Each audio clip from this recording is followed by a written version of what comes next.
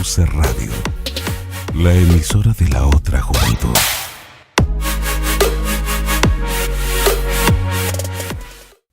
Desde lo alto hasta lo más bajo, la conspiración no da espera. Y del pasillo al corrillo, llega Bajo Fondo. Buenas tardes a todos, bienvenidos a el segundo capítulo de Bajo Fondo, hoy con Felipe Pineda. Hola Ale, ¿cómo estás? Bien, gracias. Vivian. Hola Ale, ¿cómo están todos? Bien. Lorena. Hola Ale, hola a todos. Y Giovanna. Hola Aleja. Y quien les habla, Alejandra Correa. Hoy vamos a estar hablando de un tema muy importante y es el Plan Nacional de Desarrollo del Gobierno de Duque. Estuvimos revisando el Plan Nacional de Desarrollo y nos dimos cuenta que no es otra cosa que el mismo Plan Nacional del gobierno anterior. Este plan recoge 472 artículos de los planes del gobierno de Santos. Esto es todo el paquete completo de la OCDE para lograr la membresía, ¿sí? Y si tú miras el Plan Nacional de Desarrollo, la palabra flexibilización aparece muchas veces y en Colombia recordemos que hablar de flexibilización es hablar de recortes, ¿no? Entre otros. ¿Tú, Felipe, nos quieres comentar algo? Sí, o sea, aquí hay una serie de elementos que con respecto a planes de desarrollo anteriores, pues se hacen un tanto increíbles para la época, aunque pensándolo bien, pues de acuerdo a lo que fue el periodo 2002-2010 del presidente Uribe, esto se corresponde mucho en términos económicos y en términos de ayudar al sector financiero a la época actual del gobierno Duque. De este plan de desarrollo me llama mucho la atención una especie de chequera de 9.4 billones de pesos que se le va a dar al Ministerio de Hacienda y al gobierno nacional, quitándole a la regalía 7.7 billones de pesos y quitándole al Fondo para la Paz 2.1 billones restantes. Lo que quiere decir es que el gobierno y nivel central va a terminar manejando 9.4 billones de pesos que estoy seguro van a terminar en manos de los ñoños, de los Musa Besailes, de la coalición de gobierno y del Centro Democrático. Vivi, ¿quieres comentarnos algo? Sí, aparte de lo que están diciendo ustedes de que es curiosamente un plan de desarrollo muy similar al anterior. Yo examiné especialmente la parte de igualdad de género, lo que ellos llaman equidad de género, y noté cosas terminológicamente problemáticas, como por ejemplo confundir género y mujer, y aparte de eso, pues es exactamente la misma agenda anterior: igualdad, participación, cuotas, cerrar la brecha salarial, y un énfasis muy fuerte en la cuestión de la familia. Y entiendo esto como familia tradicional, puesto que es algo que se corresponde con las propuestas de campaña, ¿no? Familia heterosexual, en fin, eso. Lore. Bueno, a mí me parece que es muy llamativo el nombre del Plan Nacional de Desarrollo. Pacto por Colombia, Pacto por la Equidad. Y lo que dice Vivian es muy cierto. ¿Quiénes son esos todos que estamos en Colombia y cómo estamos organizados de manera equitativa? Me llama mucho la atención que es un Plan Nacional de Desarrollo enfocado básicamente en necesidades extranjeras y no en necesidades nacionales. Pues es muy claro que se busca cumplir con los requerimientos de la OCDE y avanzar en el proceso de formalización de la entrada del país a este organismo internacional. Si bien eso no es del todo negativo, tampoco es necesariamente lo mejor para nosotros. Me llama la atención el énfasis regional en el que están distribuidos los recursos, que no necesariamente tampoco apuntan a las necesidades que se tienen, y que busca algo supremamente arriesgado desde mi punto de vista, y es crear 1.600.000 empleos adicionales en estos 4 años. La pregunta es cómo y de dónde, si este tipo de empleo va a ser realmente equitativo para hombres y mujeres, y lo mejor de todo, en qué condiciones, porque como lo decía Ale, ¿a qué llamamos flexibilización? ¿A seguir disminuyendo la dignidad laboral, a trabajo por horas o a aumentar la informalidad? Entonces, pues yo sí pensaría que este gobierno nacional no es del todo coherente. Yo pienso que lo que ustedes han resaltado, pues, digamos, son las mayores preocupaciones. Uno es la paz. Definitivamente no hay buenos recursos, ¿no?, para que se lleve a cabo la implementación de los acuerdos de paz, y pues sin paz no hay desarrollo, definitivamente. Por otra parte, pues también tenemos lo que han hablado acerca de la equidad. Entonces, hablan de la equidad, pero no hay recursos para mujer y género, no hay recursos para personas afro, no hay recursos para población LGBTI. Entonces, lo que decía Lorena, ¿dónde está la equidad? Bueno, y hay otro asunto también que es clave y es problemático, y es que no hay como un énfasis claro sobre el capítulo de desigualdad. O sea, la palabra desigualdad no aparece por ninguno de las páginas del plan de desarrollo, y sí hay como muchas alusiones a emprendimiento, autogestión, hablan de una disminución del desempleo, pero es que el tema de la desigualdad ya se está volviendo algo tan transversal que se volvió eje central de la agenda global, y más aún después del libro del Capital de Piketty y el precio de la desigualdad de Stiglitz. Se me hace muy raro que hablen de disminuir brechas, pero no de desigualdad. O sea, siguen con un lenguaje un poco alejado de la realidad.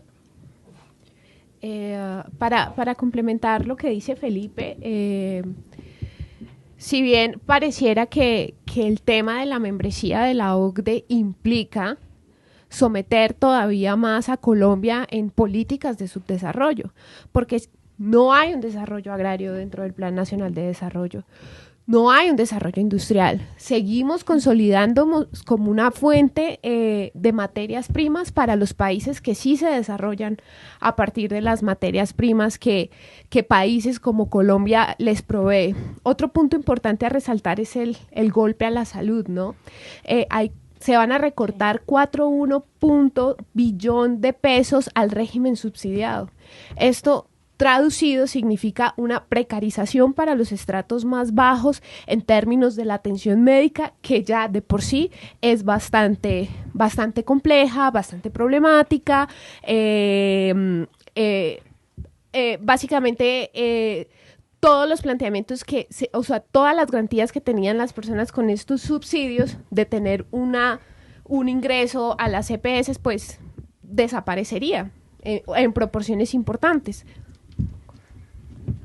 Hay una cosa que a mí me gustaría resaltar, y es, no sé si ustedes se encontraron con esa lectura del plan, pero ellos lo presentan como una ecuación, es emprendimiento más legalidad igual equidad, y eso deja una generalidad ahí de cosas como qué estamos entendiendo por legalidad, qué estamos entendiendo por emprendimiento.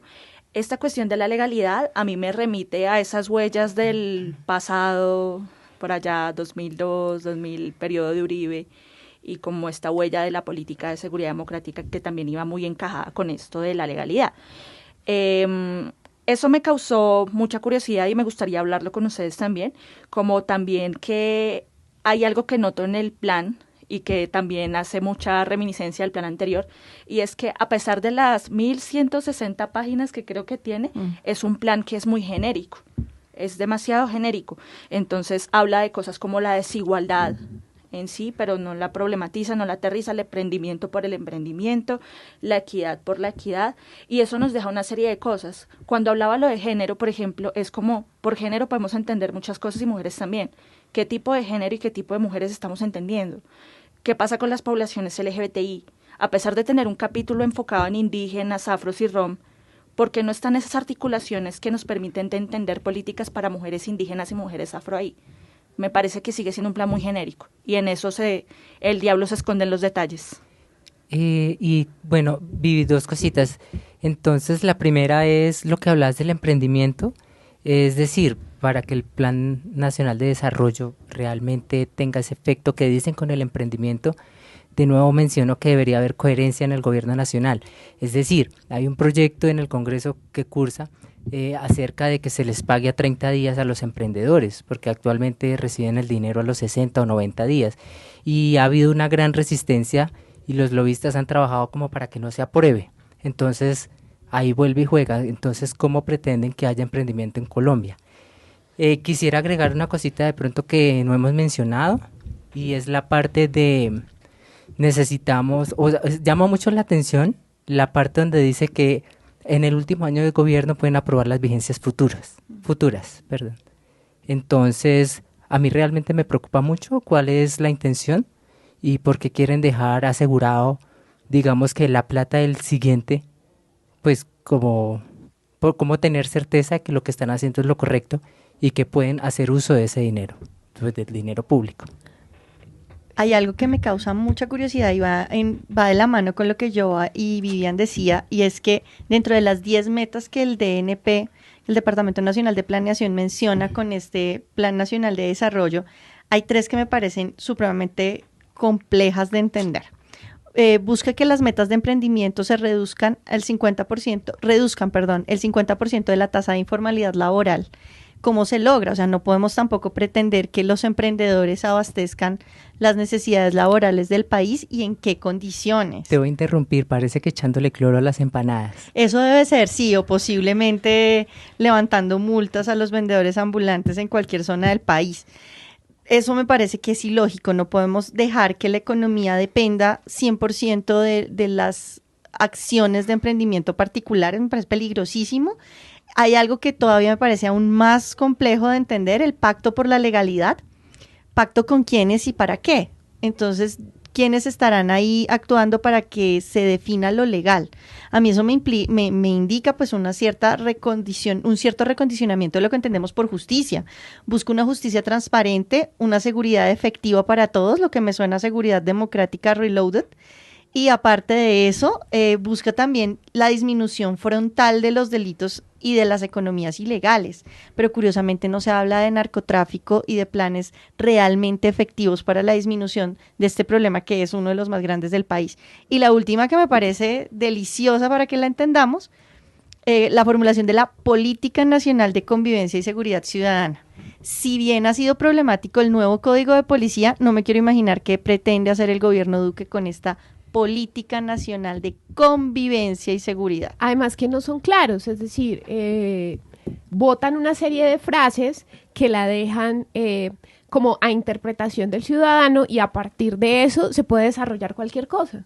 Entonces tú no sabes con ese punto sobre los comités de convivencia y seguridad a qué se refieren. O sea, puede significar cualquier cosa. Me impactó. O sea, puede significar, por ejemplo, yo la puedo interpretar así. O sea, puede significar que los ciudadanos pueden estar armados y defenderse. Es decir, y es lo que quieren, están buscándolo. Y eso dentro de la punitividad y la línea muy delgada que existe entre eso y la legalidad, Eso que dijo Lore sobre política de seguridad democrática reloaded es completamente así. Es buscar ese emprendimiento, ese favorecimiento a la inversión de la mano de la legalidad que a la luz de las evidencias presentes con lo del Código de Policía y de lo que sucedió el año pasado con intentos de censura documentales sobre la paz y el proceso de construcción de paz en Colombia.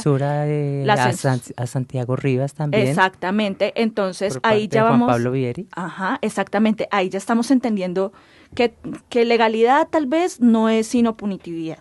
Entonces, me gusta, digamos, abordar las bases discursivas que tiene ese plan, que creo que es súper importante también.